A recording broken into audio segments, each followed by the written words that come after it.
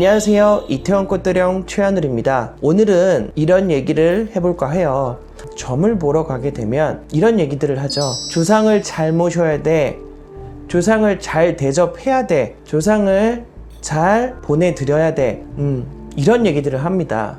과연 여기서 말하는 조상을 어떻게 잘 모셔야, 잘 대우를 해야 좋은 건지, 사실 일반적으로 조상을 어떻게 잘 모셔야 좋게 대우하는 건지 사실 감이 잘 잡히지 않잖아요. 사실 그 부분에 대해서 좀 얘기를 해볼까 합니다. 저는 사실 좀 이렇게 생각을 해요. 조상이라는 단어 솔직히 좀 어렵습니다. 쉽게 얘기한다면 내 부모도 내 조상이에요. 내 부모를 있게 해주신 우리 할아버지, 할머니, 그분들도 조상입니다. 그 윗대선에 또 할머니, 할아버지, 그분들이 없으셨으면 저희도 없겠죠. 네, 그분들을 우리는 조상이라고 얘기를 합니다. 내 가족, 내 조상님들 돌아가시고 나셔서 우리 가족들을 잘 돌봐달라고, 우리 가족들을 잘 돌봐주셔서 감사하다고, 그런 부분에 있어서 얘기를 하고 대접을 하는 게, 조상님을 대접하고 조상님을 대우한다는 말이 그 의미를 두고 하는 말입니다. 하지만 사실 요즘에는 우리 할아버지, 할머니 나이를 아는 것만으로도 조상에 대해서 많이 안다라고 얘기할 수 있는 사실 시대예요. 그렇기 때문에 내 증조할아버지, 내 고조할아버지, 할머니, 이런 부분들을 알고 대접하기가 굉장히 힘듭니다. 사실 그런 부분들도 있잖아요.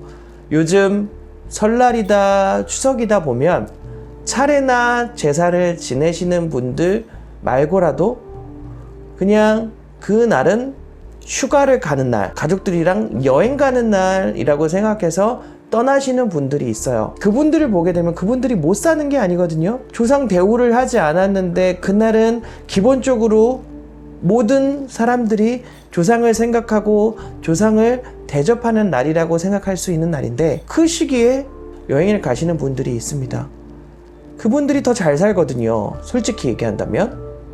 그렇게 해외여행을 가고 하는 것도 일단은 돈이 들어가는 부분이고 여유가 있어야 하는 부분이니까 그분들이 훨씬 잘 살아요. 과연 그렇다면 그분들은 대접하지도 않고 대우하지도 않았는데 그렇게 잘 살고 있는 게 왜 그럴까요? 라고 물어보실 수 있겠지만, 저는 사실 그렇게 생각을 해요. 사람은 보고 싶은 것만 보고, 듣고 싶은 것만 듣고, 믿고 싶은 것만 믿습니다.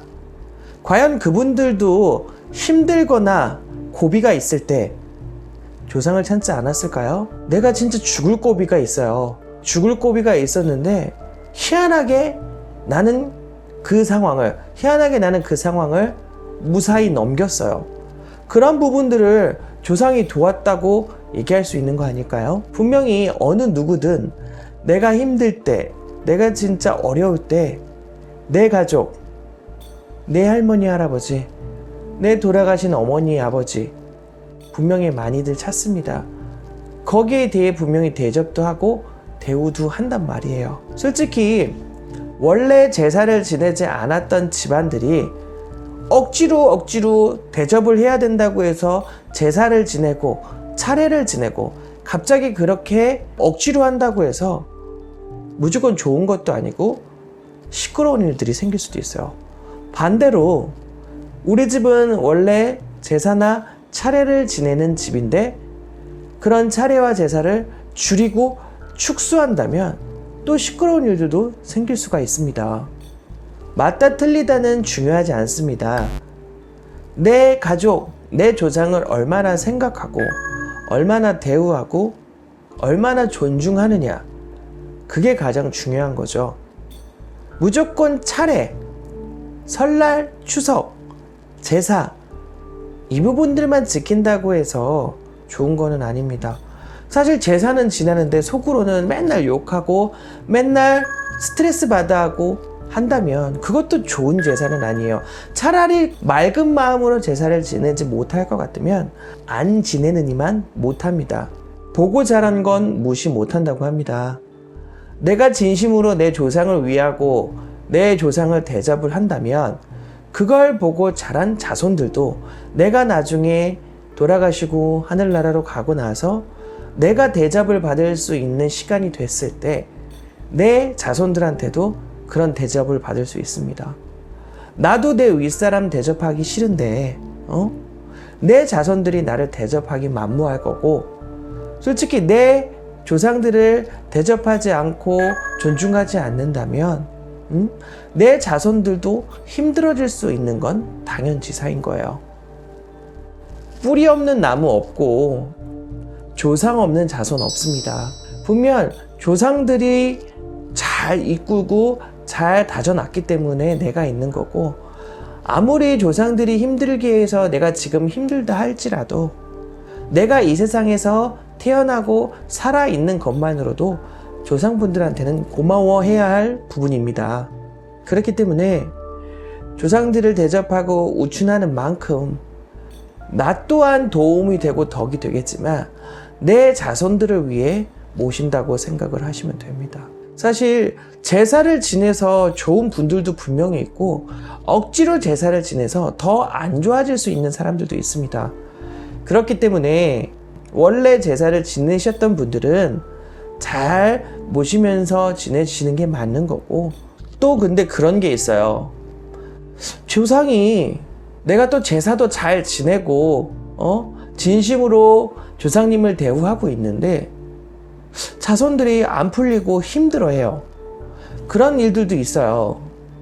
그 일은 왜 그러냐면 조상들이 걱정스러운 마음으로 우리 자손들 곁에 계속해서 맴돌고 그 마음의 걱정과 한이 고스란히 자손들한테 그 기운이 끼치기 때문에 그 자손들도 또 걱정을 하게 되고 또 마음적으로 어려워지게 되고 성경적으로 어려워지게 되는 거거든요.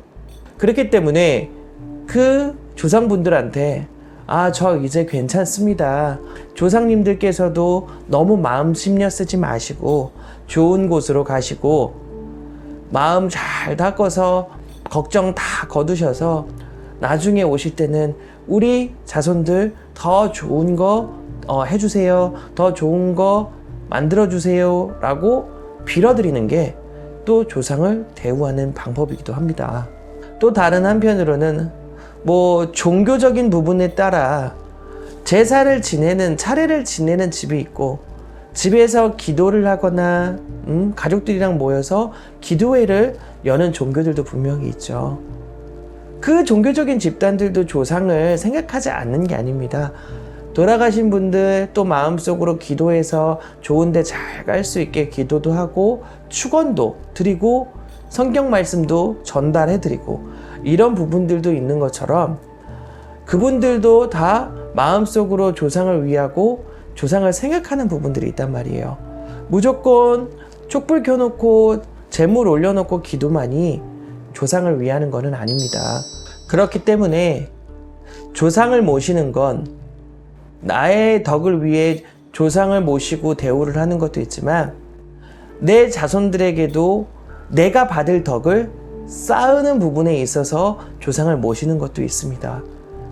그렇기 때문에 조상들을 모시면 나에게도 덕이 그만큼 쌓이고 내 자식이 나를 그렇게 모실 수 있는 부분들을 만들 수가 있는 겁니다. 사실 요즘 심심치 않게 뉴스에서 누가 누구를 살인했다, 자신을 비관해서 자살했다, 큰 사고로 인해서 목숨을 잃었다, 이런 뉴스들 보실 거예요. 사실 그런 분들은 다 그렇다라고는 얘기할 수 없지만 조상적으로 잘 대우를 하지 못하는 집안의 경우들이 굉장히 많고 서로 가족들끼리 마음적이 됐든 정신적으로가 됐든 소통을 하지 못하고 다투시는 분들이 굉장히 많습니다.